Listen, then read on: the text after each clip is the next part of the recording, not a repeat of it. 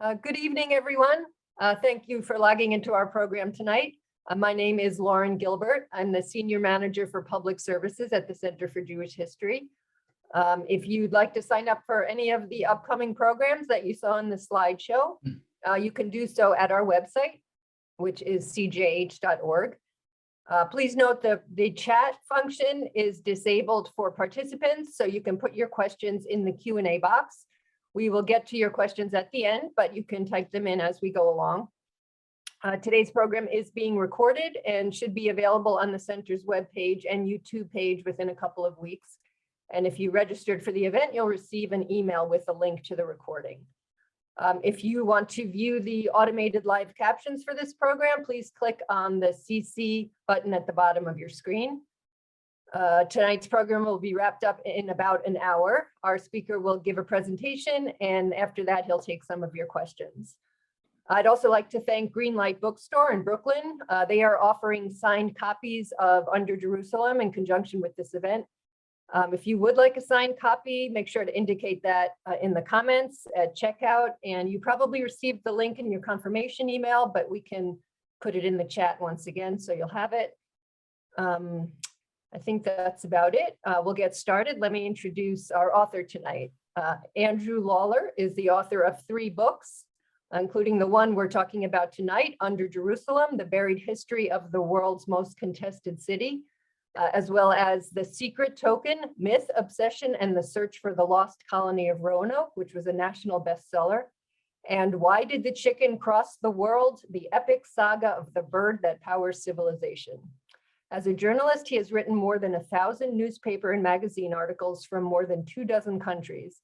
His byline has appeared in the New York Times, the Washington Post, National Geographic, Smithsonian, and many others.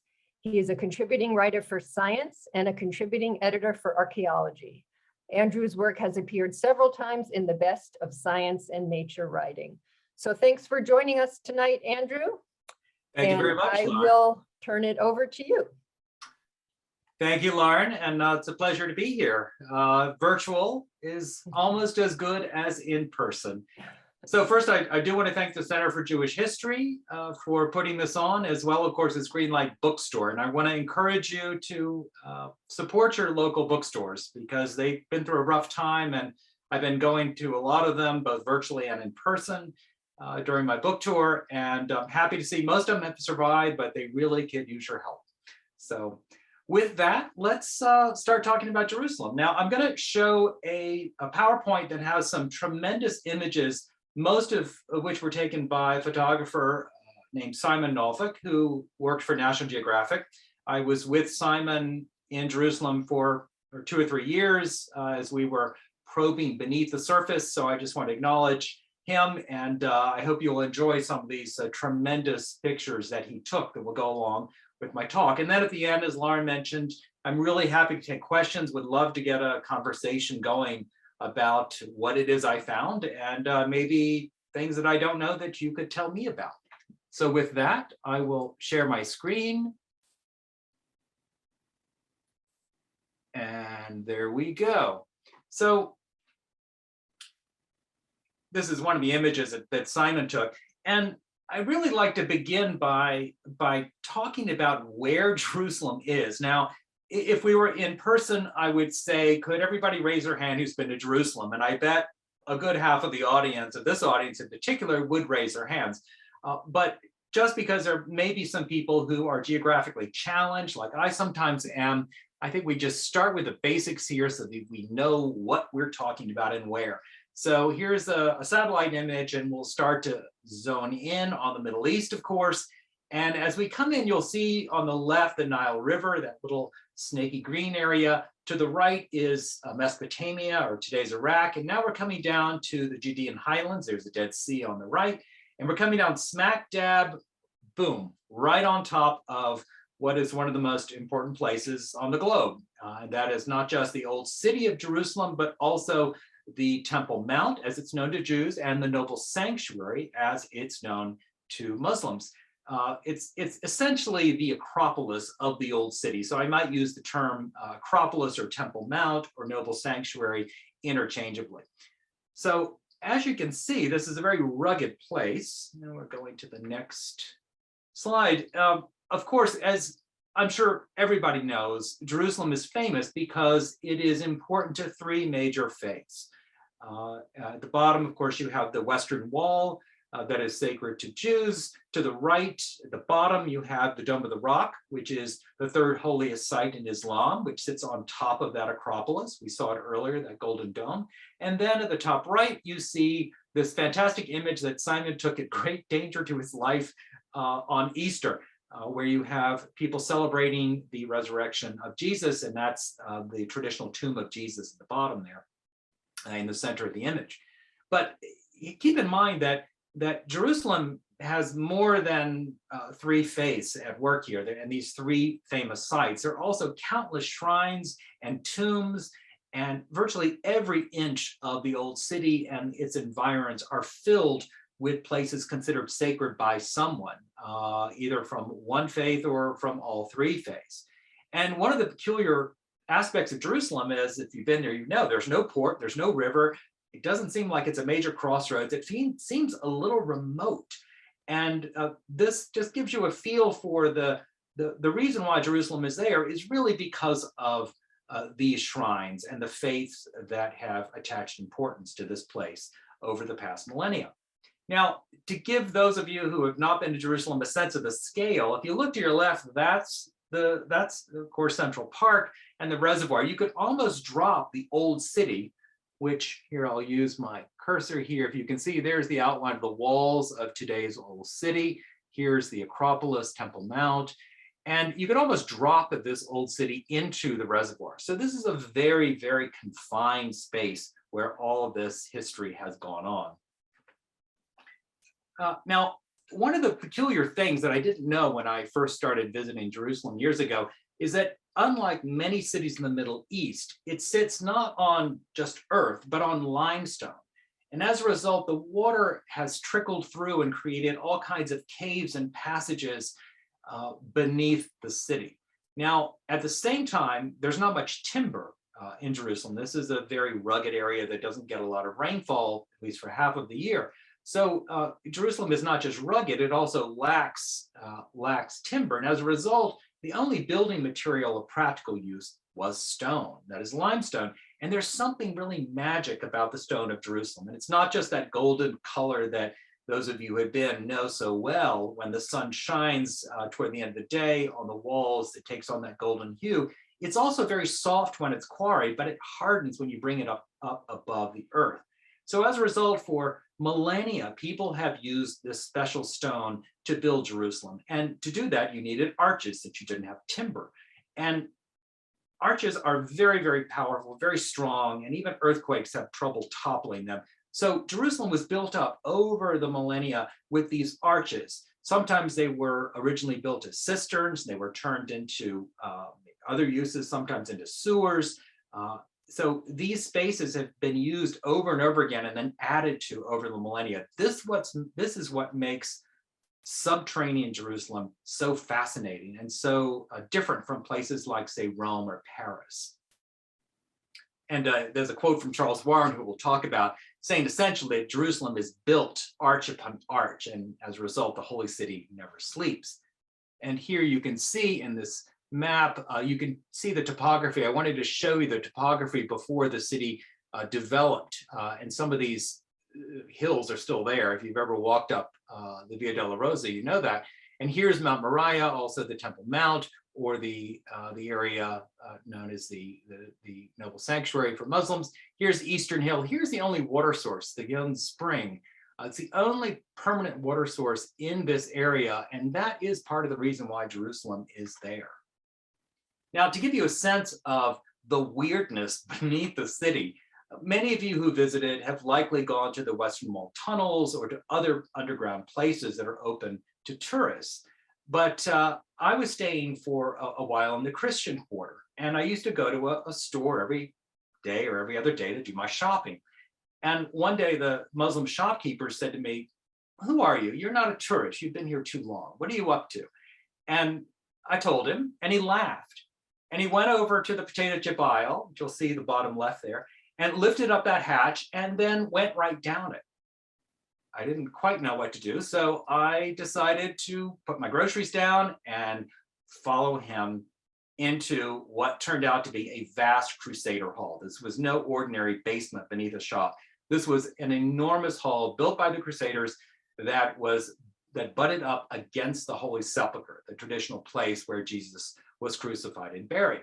Now, I learned later that the shopkeeper and the Coptic monks who lived next door had a pitched battle over who owned this. And eventually that turned into a 20-year legal battle that involved, of course, Israeli judges, mostly Jewish judges, as well as lawyers. So it gives you an idea of how complicated it is beneath the city. That here you have a Muslim shopkeeper who's arguing with Christian monks in a situation that's adjudicated by Jewish judges. So this gives you a sense of the richness and also the conflict that's happening beneath the city. All right, so this is going to be our one slide of Jerusalem's history, because I don't want to go into great detail about this because many of you know some of this history, and this is not the focus of my book, but it's really good background to have before we launch into the main agenda here. So very briefly, you can think of Jerusalem and its 5 millennia of history in 3 big blocks. The first block begins around 3000 BC. This is the time when the first cities are arising in Egypt and Mesopotamia on either side of the Holy Land. And for those 2000 years that follow, you have a range of peoples, Bronze Age peoples, Egyptians coming through, conquering the area. You have Canaanites. You have a number of people who are living in this area about which we don't know a whole lot. Really, it's the biblical millennium, which is that period after 1000 BC. This is the time when the Israelites arrive in Jerusalem, conquer the city, and make it the capital of what becomes known as Judea. So in this period, up until 70 CE, that's the point where the Romans destroy Jerusalem. This city is in the middle of everything that's going on during these very exciting times in the Iron Age and into Roman times. So you have not just Judeans living there, you also have Assyrians moving through, you have Babylonians, you have Greeks, you have Romans. So there's a lot of movement of peoples during this complicated era. And this is the period in which most scholars believe that the Hebrew Bible, what Christians call the Old Testament, was written, and mostly in Jerusalem. Now, this all changed when the Romans destroyed the city in 70 CE. Essentially, the old city was gone, and they quickly rebuilt it, turned it into a Roman city. And from there, you have a very different history where you have Romans living there, Persian invaders, and then the Byzantines, who were essentially are Romanized Christians, who turned this into a very important city in the Middle East.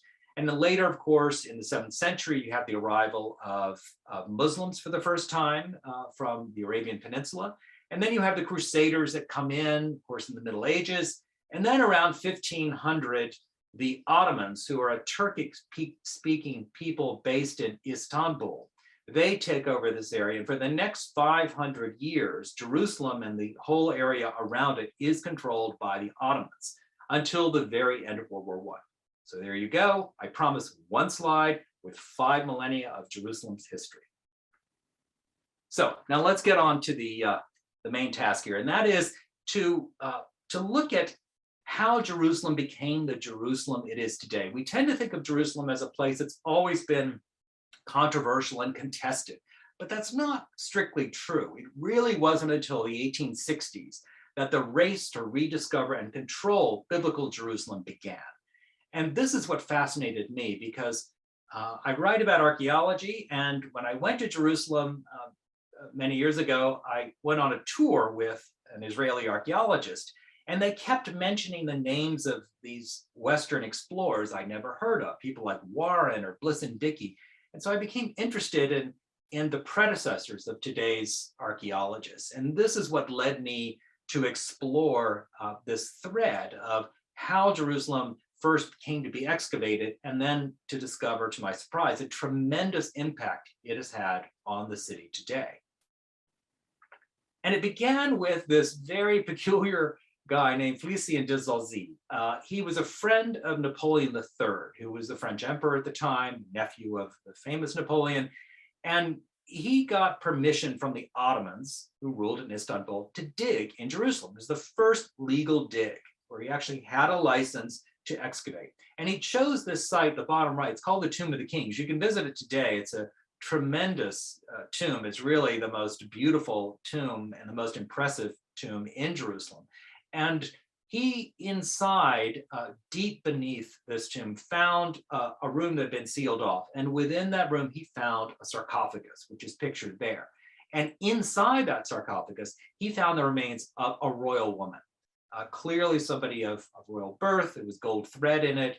And clearly with this fancy coffin and this fancy tomb, it was clear she was somebody of great importance. Now, he declared that this was an ancient Judean queen and hauled this off to the Louvre, where it created an international sensation. If you remember King Tut back in the 1970s, it was an even bigger sensation, because for the first time, people could go to a museum and see remnants of the biblical past. And this was big news. But at the same time, the Jewish community in Jerusalem was infuriated, because from their perspective, this was simple desecration of a Jewish tomb. And they complained to London, to Paris. They tried to put pressure on the emperor, but the emperor didn't really pay much attention, and the Ottomans weren't interested because they were more interested in keeping a good relationship with the French, which at the time, France was one of the most powerful empires on earth. So from the beginning, you can see that archaeology was not just about science, it was about something more. It was about politics and religion. Now, the British, who were the great rivals of the French in the mid-19th century, were not going to allow the French to dig up biblical Jerusalem. So they launched their own effort, and they got funding from everybody from Queen Victoria to Charles Darwin donated in this effort to find what lay beneath the city. And here's some of the characters. We'll talk in detail about this person at the center, the one with the kind of the short hair here and the beard. His name is Charles Warren, and he was one of the great explorers and controversial figures in Jerusalem's history. So Charles Warren went into these underground passages, many of which had been blocked, most of which, such as this one here at the bottom left, was filled with sewage. He had to boat down this little narrow passage. And you can see how high up it goes. That's the street above. So these are tremendous spaces that had never been mapped before. And Warren did an incredible job in doing that. He managed to get into places that people even today have almost never gotten into, including the Great Sea, the bottom right, which is beneath the Temple Mount of the Noble Sanctuary. This is this vast cave, partly natural and partly hewn to contain water that very few people in our century have seen. But Warren was able to map all of this, and for the first time to give people a clear sense of the subterranean world of Jerusalem. Now, at the same time, he was using gunpowder, because in order to get through some of these passages that were blocked, he had to blow things up. Now, this did not exactly endear him to the Muslim Arabs in Jerusalem, partly because they were fearful that this British heretic was in the business of trying to destroy one of their sacred sites. So there were constant complaints. But the Ottomans, again, the Ottomans who controlled Jerusalem, their interest was in maintaining good relations with the European powers. So they tended to look the other way. Now, these protests were quite formal. The Abu Saud family, you can see their compound here in this pre-1967 photo. Here's the Western Wall, then called the Wailing Wall, and this is the Abu Saud compound. Warren was digging beneath them and was causing destruction to their foundations, according to the family. And they complained to the British Crown, which basically ignored their plea. And the city council also determined that Warren was digging beneath and was threatening to bring down the very court of the Jerusalem court. So there were growing tensions between, not just between the Arabs and the Christians, the European Christians, but also with the Ottoman rulers who were allowing this to happen. And this has a big impact on what will happen in the following century. Now, just briefly, I'll mention that one of the big questions that roiled academia back in the 1880s was this question of where Jesus was crucified and buried. According to the Gospels, he was crucified and buried outside of the city walls. Jewish law would not allow people to be buried within city walls. So many Protestants who arrived in Jerusalem believed that this place was a fake, that the Holy Sepulchre, which sits here almost in the middle of or toward the center of the old city, was actually, it wasn't true, that the tradition had no basis in fact. But that changed because a fascinating character named Conrad Schick, who became a famous architect in Jerusalem, was also an archaeologist of some distinction, although he was not formally trained. He decided that he wanted to dig to find out what the truth was. Now, his rival in this was a friend and also one of the most famous British generals of the time, whose name was Charles Gordon, Gordon of Khartoum. And Gordon believed that the Holy Sepulchre, which was dominated by other Christian sects, the Protestants didn't have a piece of it, was all hooey, and he believed that the true place of Jesus' resurrection and burial and crucifixion was outside of the city. Today, it's called the Garden Tomb. There's no archaeological basis for this whatsoever. There are not even any first century tombs there, but it became a tradition, as happens in Jerusalem.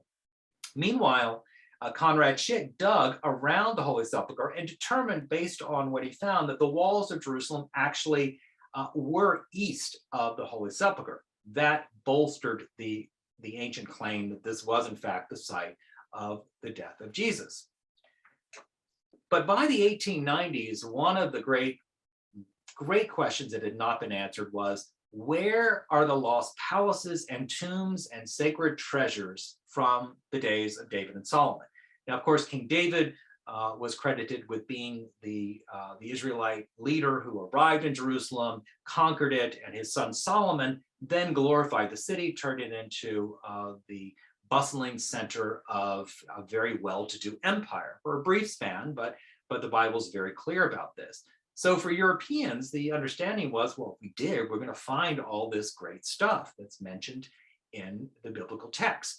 And here's Solomon's tomb as envisioned, for example, by a European in the 19th century. You know, the idea was there were huge structures. Solomon is the very epitome of wealth. So where is this stuff? But the trouble was, archaeologists didn't even know where this original city was. It didn't seem to lie in this pink area, which is the old city. The question is, where is the original city? And these guys, Bliss and Dickey, I always confuse them because with their droopy mustaches, they look so remarkably similar. They began to dig. They were British archaeologists. Well, actually, Bliss was American and Dickey was British, although they were working for the British. They began to dig here on Mount Zion, which is outside of the walls. And after a year or two of that, digging deep tunnels, they found no evidence. And then they moved to here, this little tongue of land that sticks out from the city's Acropolis. And here they hit a kind of pay dirt. They determined using the pottery, looking at the pottery they found, that they'd found some very, very ancient material that you didn't find elsewhere. So this clearly was the ancient city of David. But still missing were these treasures, the temple treasures, such as the Ark of the Covenant to the right, which the Bible said held the 10 Commandments. So this drew a whole generation of treasure hunters. So you want to know where Raiders of the Lost Ark came from? This is the origin. And this story, I found to be astonishing. So in the early 1900s, this British aristocrat named Montague Parker hooked up with this Finnish theologian who believed he had cracked a code in the book of Ezekiel that said exactly where the temple treasures were to be found, including the Ark of the Covenant. So Parker managed to rope in lots of Americans and Brits and gathered lots of money, promising they were going to find this treasure, which was worth billions, possibly $4 billion in today's dollars on the art market. And he set out for Jerusalem with a very odd team that included, and you can't make this up, a Swiss psychic, a cricket star, and a Belgian Congo steamboat captain. Now, they neglected to hire an archaeologist because they really weren't interested in doing science. They just wanted to find the treasure. So eventually, after digging for a couple of years, they found nothing. And so Parker made the foolish decision to bribe the head of the Temple Mount, the noble sanctuary, the Muslim compound, to allow these men to go in at night dressed as Arabs and to get access to the rock beneath the Dome of the Rock, so the big golden dome. Now, this is a sacred site both for Jews as well as for Muslims and for Christians as well, for many reasons. So at night, they went in and were hacking away at this ancient stone. When they were discovered and chased out of town, they barely got away with their lives. Now, it didn't end there, because this created an enormous international crisis, because Muslims in the British Empire were infuriated that somebody who was British had desecrated their sacred site in Jerusalem and attempted to take treasures that they believed did not belong to the British. And this almost brought down the Ottoman Empire as well, the Ottoman government, because the Ottoman government had been in on this, and there was an entire day spent in Istanbul in the parliament debating whether or not the government should pay for being a part of this scandal. Now, in the end, I think the most important aspect of this is that why it matters is that Arab Muslims got a message from this. And the message was the Ottomans could not protect their holy site, the noble sanctuary. And so this, in a way, according to some scholars, was really the kernel, the beginning of an Arab Palestinian sense, a sense of nationalism, because, hey, the Ottomans can't protect it, we have to. And that came just at the time when Palestinian Arab nationalism was starting to sprout. So this had enormous consequences down the line in the 20th century. Now, at the same time, for the first time, Jewish explorers were entering the picture. So, many Jews in Europe had been reading the newspaper accounts about all these famous British and French Christians who were digging up Jerusalem. And they suddenly realized, wait a second, this is our heritage. Why are these Christians digging these things up? Why are they in the field? So Baron Edmond de Rothschild, a famous French aristocrat and banker, he funded an expedition to try and beat Parker and find the Ark of the Covenant. And he also failed to do this. Their team did not find anything of note except for a couple of tombs they claimed to be the tombs of David and Solomon, but nothing really valuable was found. And at that point, most archaeology, all archaeology halted because World War I began. And that was the beginning of an entirely new era in Jerusalem's history. And so just briefly, most of you know this, but 1917, the British finally, after all these decades of trying to control Jerusalem, they managed to conquer it, take it from the Ottomans, and they were in charge. Of course, it turned into a kind of poison pill because as Jewish immigration increased during the 1920s and 30s, and particularly in the aftermath of the Holocaust in the 1940s, the British decided to throw in the towel. When they withdrew, of course, Israel was created and Jerusalem was divided following a bloody conflict between Israel and Jordan. Now, the old city was left in Jordanian territory, Jordanian-controlled territory, while West Jerusalem was part of Israel, was in fact the capital of Israel at the time. Now, this changed again in a big way in 1967 when the old city fell to the Israelis. So at this point, the British and French Christians who had dominated archaeology in Jerusalem suddenly gave way to a whole new generation of Israeli Jewish archaeologists who for the first time got access to the old city and the area around it. And what they found was both predictable and astonishing and controversial, because this archaeologist on the left, Benjamin Mazar, who was the head of Hebrew University, a very distinguished academic in Israel at the time, he set out to dig in the area around the base of the Temple Mount, just south of the Wailing Wall, which then was renamed the Western Wall. And what he found was clear evidence of the magnificence of Jerusalem 2,000 years ago, the time of Herod the Great, who was appointed by the Romans and who turned Jerusalem into a classic Roman-style city that was very beautiful and became a tourist center as well as a pilgrimage center during that brief period in the late 1st century BCE and the Roman destruction of 70 CE. So he found evidence, for example, of this tremendous pedestrian interchange, the largest pedestrian interchange in the ancient world, and other such finds, which confirmed what many people knew and had argued, that Jerusalem was an important Judean and Jewish city 2,000 years ago. But archaeology can sometimes surprise you. And this was the case when Meir Ben Dov, who was a colleague of Mazar, began to dig, was digging south of the Acropolis. So you see here, and here's Meir Ben Dov here in the blue shirt. You see here the Dome of the Rock. Okay, so here's the Temple Mount, the Noble Sanctuary, the Dome of the Rock, Al-Aqsa Mosque, which of course is still there. But what Ben Dov found were the foundations of these tremendous buildings, and no one knew what they were at first. And when he did some dating and some research into the materials, he discovered these were early Islamic palaces. Now, this was a shock because most historians had assumed that Jerusalem was important religiously for Muslims, but that it never played a very much of a political role, and particularly in those early centuries. But this really contradicted that, and it showed that Jerusalem was in fact an important political center at the very inception of Islam.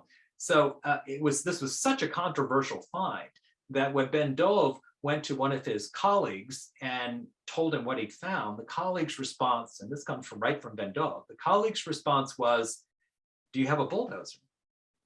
Ben Dov said, "Sure, I have a bulldozer." And his colleague said, "Then destroy it quickly now." Now, Ben Dov, as an honorable archaeologist, did no such thing. Instead, he went to a radio station and announced the find so he could be sure that nothing was disturbed. But it gives you a feel for how finding something that was built 600, 700, 800 years ago could be so deeply controversial. And speaking of controversy, here is the story very briefly told, because I want to wrap it up so that we can get to some questions and answers. Here is the Western Wall Tunnel. Now, many of you have visited the Western Wall tunnels. It is located just to the north of the Western Wall. If you see my cursor there, there's the Western Wall. And this was a tunnel that was dug all the way to the Via Dolorosa, all along the foundation of the Western Wall. And this was a tremendous engineering feat, but it also had its problems. First, it was done in secret at first. It was done by rabbis with very, very little archaeological oversight. So we really don't know what was there. A lot of important scientific information was almost certainly lost. And it also sparked violence. Now, originally, the idea was you build this tunnel, Jews could go worship there and not be tempted to go up on the Temple Mount, the Noble Sanctuary, which is under Muslim authority, although under Israeli security force. So this became a problem because the tunnel was built beneath the Muslim quarter largely. And Muslims were really upset, as they had been 100 years before, because they believed that this work was endangering the foundations of their homes and some of the important medieval Islamic buildings there. So by the time the end of the tunnel was opened on the Via Dolorosa, there were enormous riots, and more than 100 people died, thousands were injured, and it really marked the beginning of the end of the Oslo peace process, which was underway in the 1990s in an attempt to create a Palestine that could live in peace with Israel. So you can see again how archaeology, or let's just say digging beneath the streets of Jerusalem, has a tremendous effect on the religion and politics of the region. And by the way, that's Rabbi Getz at the top left, who was kind of the mastermind behind this tunnel that you can visit today. Now, in the 1990s, the thing was the city of David. This question of where the city of David was remained almost an embarrassment, because here's one of the most important moments in Jerusalem's history, when the Israelites take it over, and when, according to the biblical text, the city is turned into this glittering center of a short-lived empire. Where was it? Where were the remains? And archaeologists have been digging for well over a century, and they found lots of material from later Judean times. So they found material prior to the destruction by Babylonian forces in 586 BC.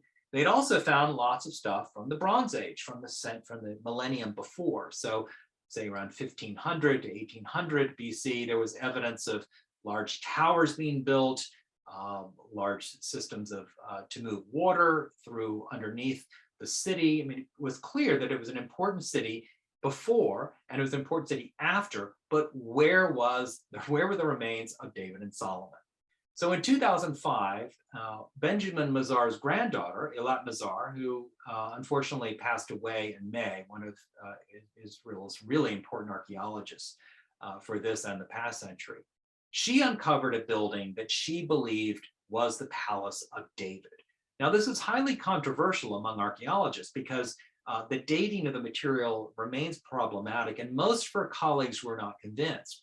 But it became international news. Here was the Palace of David. And of course, journalists sometimes, and I can say this as a journalist, sometimes don't get into the nitty-gritty detail of archaeology. And so the impression was given that, in fact, this palace had been found. But instead, it does remain a controversial issue. And we still don't know exactly where this city of David was. It remains a source of great contention, which has political and as well as religious ramifications. And speaking of political and religious ramifications, this is one of the surprises that archaeology has recently given us. A tunnel was bored beneath what's called the city of David, or Wadi Hilwa, as it's known for the Arabs who live there. And the idea was to expose a Roman era step street, this monumental street that people had suspected existed, but nobody had actually dug to find. And as they began to build a kind of subway-sized tunnel up the slope, because originally this led up the Temple Mount, they were gathering data such as coins. And the archaeologists recently determined, this is just a year or two ago, that in fact, this street was not built at the order of Herod the Great. It was not built in his time at all. It was built much later, and it was not even built by a Jewish leader. It was built by the person who is considered one of the great villains by both Christians and Jews, that is Pontius Pilate. But it was clear from the coins that this street was largely built and completed during his reign. And this really gives us a sense of how archaeology can upend some of our traditional ideas about the Romans. You know, the Romans have long been considered, a kind of ancient Nazis in Jerusalem. But this gives a more nuanced picture of a man who likely wanted to glorify Jerusalem and the temple, the Jewish temple in Jerusalem, which also would reflect back some glory onto him, of course. But I think it paints a really interesting picture of the way Romans and Jews were getting along in the decades prior to the Roman destruction. Now, one of the controversies around this is not just scientific, but it's political, because digging beneath this largely Muslim quarter has caused lots of issues. But let me get to that in a moment. I do want to mention this important dig that's right across the street from the City of David National Park. And you can see here the Dome of the Rock at the top left. And if you drop down, moving south, here's the area that Mazar excavated. And then below that, across the street, is the Givati parking lot, one of the few open spaces left in the area around Jerusalem that is being dug right now by Yuval Godot, who's sitting here looking reflective on his chair. And what they found, he and his co-director and the team that found it, it's really extraordinary, from Byzantine coins to images of Athena that were found so close to the Temple Mount, as well as other animal images, which seem kind of counterintuitive, given that this is very, very close to the center of Jewish worship. And the taboo of images was quite strong in the early centuries BC. So this is really giving us new light on Jerusalem that shows the complexity of the society that wasn't just tied to Jewish law, but also had foreigners coming in and out, and maybe locals who were living a different life than we might expect. So this is the kind of dig that's giving us the first archaeological remains from these important periods, about which we know very little aside from what is in the biblical text. And finally, I just want to say that the more things change in Jerusalem, the more they stay the same. I mean, that's what I discovered at the end of my long journey beneath the streets and above the streets as well. I mean, what I learned was that digging below was and is part of the conflict above. I mean, what's happening now really is very similar to what happened 150 years ago. You still have the Arab complaints of buildings being damaged by those digging below. You still have patrons who have strong political and religious agendas, such as David Barry on the right there, who's the head of the City of David Foundation, or Elad, who is dedicated not just to unearthing the ancient Roman street and doing good archaeology, but also to settling Jews into what is primarily an Arab Muslim neighborhood, which is quite controversial. And of course, there's been lots of violence in that area. Now, there's also a conflict over how to interpret scientific data, because you find data and it doesn't necessarily tell you a story. It gives you information. But from the beginning, Jerusalem has been a place where archaeological data is used in the religious and political wars that have riven the city for so long. And I think it's just something to keep in mind that archaeology is a science, but the science in Jerusalem, and I would argue in most places, is really closely tied to the politics and religious issues that you encounter. So to wrap up, and then we'll get to questions, my big surprise in following this thread of archaeology in the Holy City is that Western Christians who were looking for biblical remains not only were attempting to capture Jerusalem and control it from above, they also helped to inspire and fuel Zionism, and in turn create Israel, and of course played a role in today's conflict. So the other issue that I won't get into, but I'm happy to discuss is it ethical for archaeologists to dig up biblical Jerusalem? And we can talk about that, international law versus Israeli law, but the point is that it is not simply, and it's not an easy issue to discuss, but it's something that I think is worth talking about. And finally, I did have a sense of hope, and that is that there are very, very strict narratives that govern people's views of Jerusalem, in my experience. But my hope would be that the archaeology that's been done, even as it's been used by politicians and religious leaders, it can offer a way for us to see a nuance and for us to see Jerusalem in all of its glorious complexity. And then in doing so, I think we can probably give Jerusalem a little more credit and really understand that the three faiths that are there have helped and fed and cooperated with each other as much as they've been in conflict. So with that, I'd like to give my thanks to National Geographic, which helped support this, as well as Simon Novick, who I mentioned, and of course, Jerusalem's archaeologists and residents. And I would love to take some questions. All right, Andrew, thank you very much. We do have quite a few questions coming in. I'm going to start it off with this one, though. So were you, and I'm also inspired by the tone of some of the comments and questions that are coming in, were you afraid to take on such a contentious topic? Like where no matter where you fall on the issue, someone is going to fault your perspective? Oh, absolutely. You know, I had to be dragged kicking and screaming to Jerusalem, I assure you. I've written a lot about archaeology for the past 20 years and in many places, and I avoided Jerusalem for that very reason, because it seems so complicated, and whatever you say, somebody's going to criticize you, and who needs that?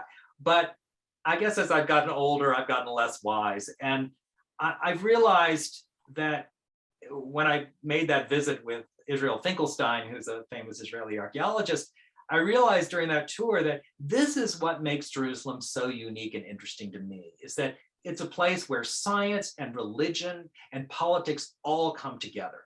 And that is, to me, really interesting, and it's something to move toward. So yeah, I had to move through a lot of reluctance in order to take this on.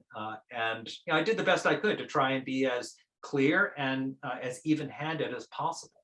And how has the feedback been?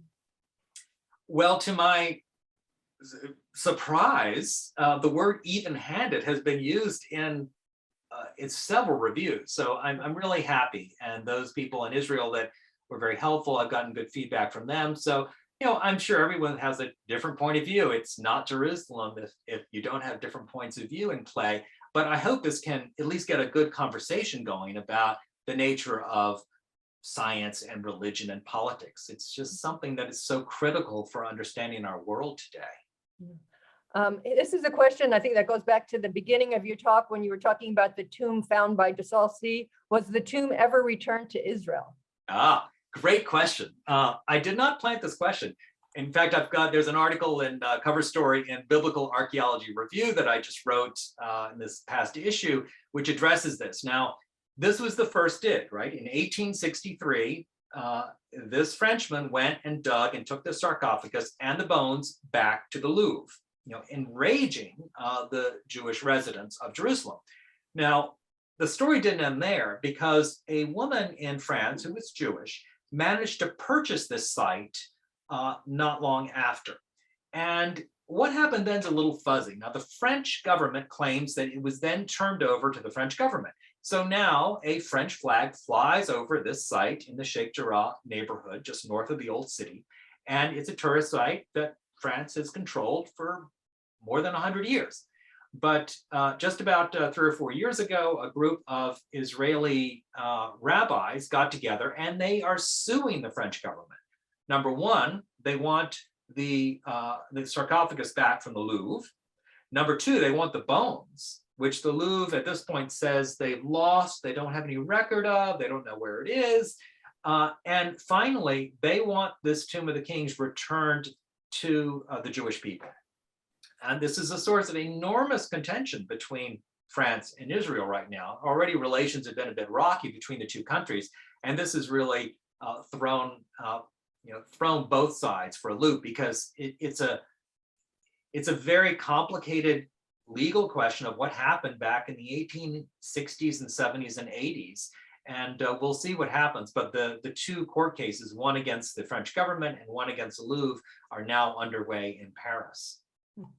Okay, here's a question about the tunnel north from the Kotel. Was it created by Israel or was it ancient and uncovered by them? Good question. So we're talking about the Western Wall tunnel that extends the length of the foundation. Now, if you remember that little video clip I showed of when Charles Warren was digging, that is part of the Western Wall tunnel that is possibly partly was natural, but then it was dug out.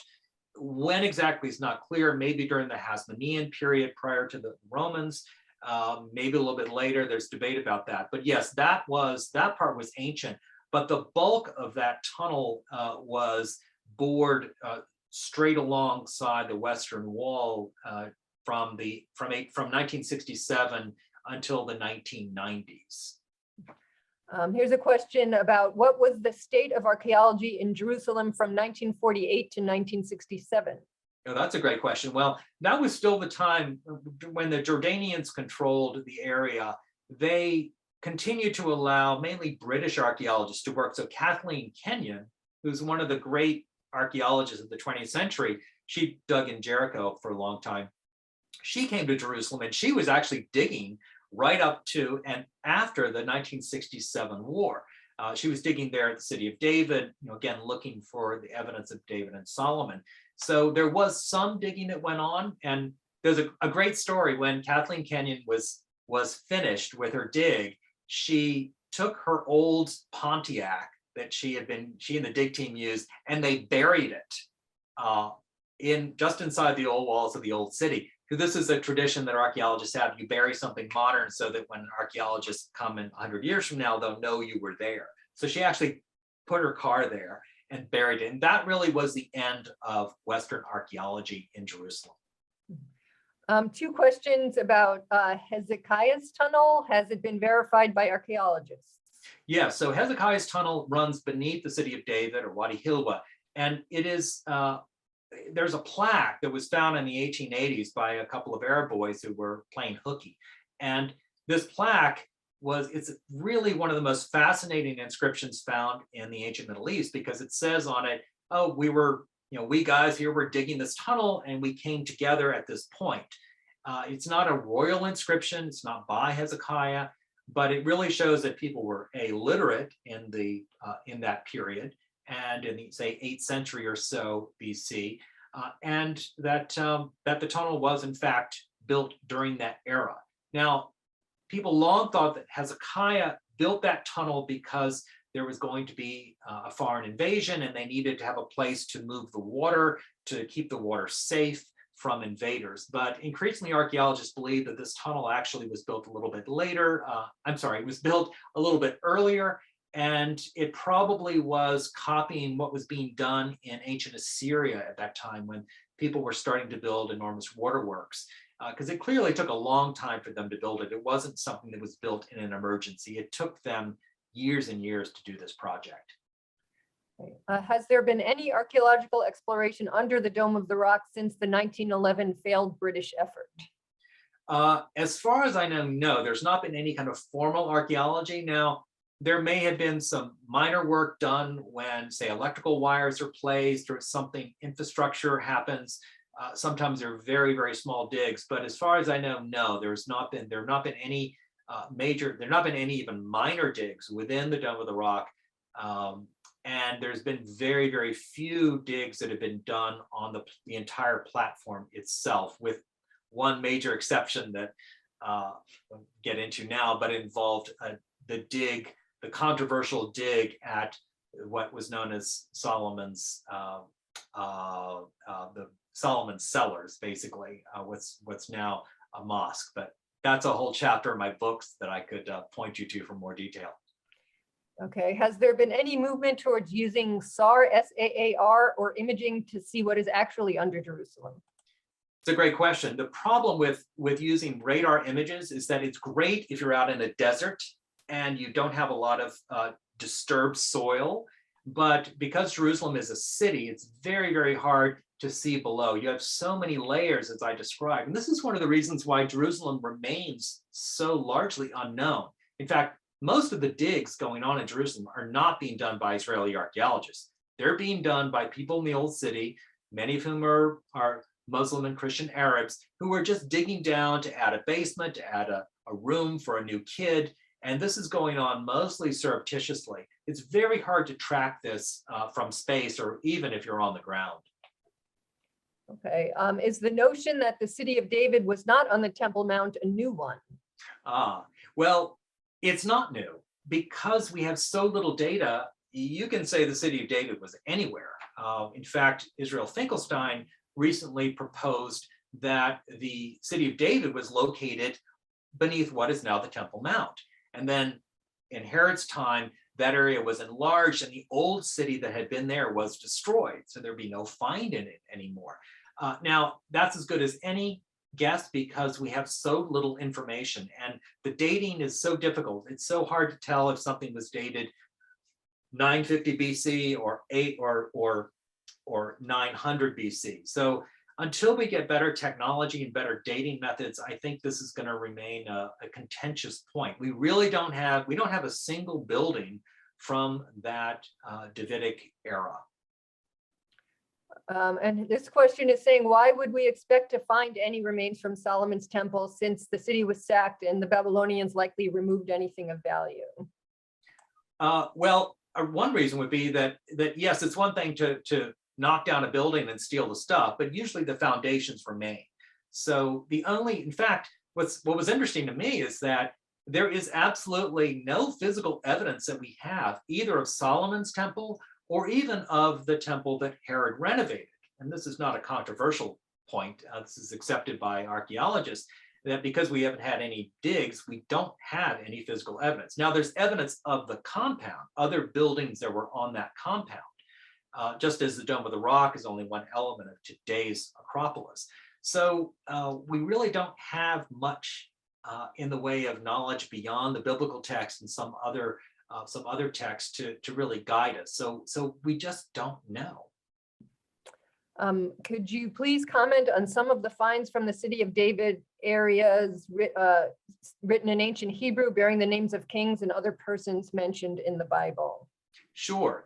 This is something that Elat Mazar, who I mentioned, she uncovered lots of very important seals, for example. They're stamp seals like ancient signatures that did belong to very important people who are mentioned in the Bible.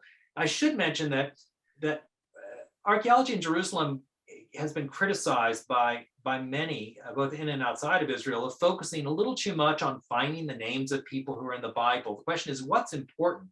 And the questions have changed in many ways. So yes, they have found the names of people who were in the Bible, but many archaeologists say, well, so what? It's more important to know how people were living, what kind of diseases were affecting them, what did they eat, who were they trading with? These are kind of the modern questions that archaeology tends to want to answer, rather than to simply find another seal that mentions yet another kind of obscure scribe who's mentioned in the Bible. A question about whether you interacted with any Palestinian archaeologists. Good question. Well, in Jerusalem, it is not legal for Palestinians to dig, because to dig, they would have to get a license from the Israeli Antiquities Authority. And all of the archaeologists I met were all Israeli Jews who had those licenses. There are Israeli Arabs who are archaeologists, but I never met one that was working inside of Jerusalem. So there are Palestinian archaeologists, but they would work in the West Bank areas that are under Palestinian Authority control. They're a very small group. There's not many of them. They don't have much funding, and they haven't been able to do much in the way of research in the past 30 or 40 years. But there are several of them, and they keep abreast of what's going on in Jerusalem. Okay, someone is saying, in a webinar about Jerusalem, I understood that there is a great controversy about some of the claims because the architectural practices that were used are not best practice. It was something about digging horizontally versus vertically. And I know you talk a lot about that in your book. So if you could maybe briefly address that. Yeah, this is one of the peculiar things about Jerusalem. So tunnels were used in the very beginning of archaeology, when it was not quite a science, it was more exploration. People tunneled, but then quickly they realized by the late 1800s that if you tunnel, it's kind of like driving without having peripheral vision, that you can't see what's to your right or to your left. And as a result, you don't have a good sense of what is going on, of the dating, of relating material. It's better to dig straight down, and as you go, you're carefully seeing the layers. But if you tunnel, you're missing everything that's above you and below you. So tunneling went out of fashion very quickly. But in Jerusalem, for a couple of reasons. Number one, it's so densely populated. There's not much, you can't really go straight down in many places. Number two, because it was religiously and politically controversial to dig, if you're digging a tunnel, people can't see you. So it was a way of hiding what you're doing. That was definitely true for the British. And today, tunneling continues essentially for the same reasons, because it's a good way to do your work without disturbing people above. And it's also a way to do work possibly to, I wouldn't say hide things, but I would say to maintain a certain control, because you can control what's underground. It's harder to control what's above. So in some ways, Jerusalem is unique as a city because there's no other place that is doing this kind of tunneling aside from subways being built in different cities, but that's a different matter. I know you talk about the search for the Ark of the Covenant in your book, and someone is asking, some people believe it's buried where the temple was. What do you think? Where the temple was? That the Ark of the Covenant is buried where the temple was. Oh, right. Well, I'm less interested in where the Ark of the Covenant might be than in why people are so obsessed and fascinated by this one particular object. There's so many objects that are mentioned that are sacred in the Bible, but this has really captured people's attention. And I would point to Parker. And I think Parker was the first person to go and look for it. And there were international headlines, and this really spurred this fascination, but it's not based on any kind of real historical evidence. Now, it's true that there was a Jewish sage or two who suggested in medieval times that maybe it survived and maybe it's beneath the Temple Mount, maybe it was hidden. But the fact is that this is a small box that was lost at least sometime around 586 BC, which was never mentioned in the biblical text after its one or two mentions. It's not given a lot of play. There's no hint in the biblical text that it survives or was hidden or had special powers that continued on beyond the Babylonian invasion. So I think it says more about our 20th century fixation on treasure hunting and on Hollywood than it does on the true search for the ancient past. Well, I think that's a good place to leave it. I see another question about will this talk be recorded and available on YouTube? The answer to that is yes. It will be available in a couple of weeks. And I'd like to thank you, Andrew, for presenting this talk tonight and taking these questions. Thank you so much. It's been a great pleasure.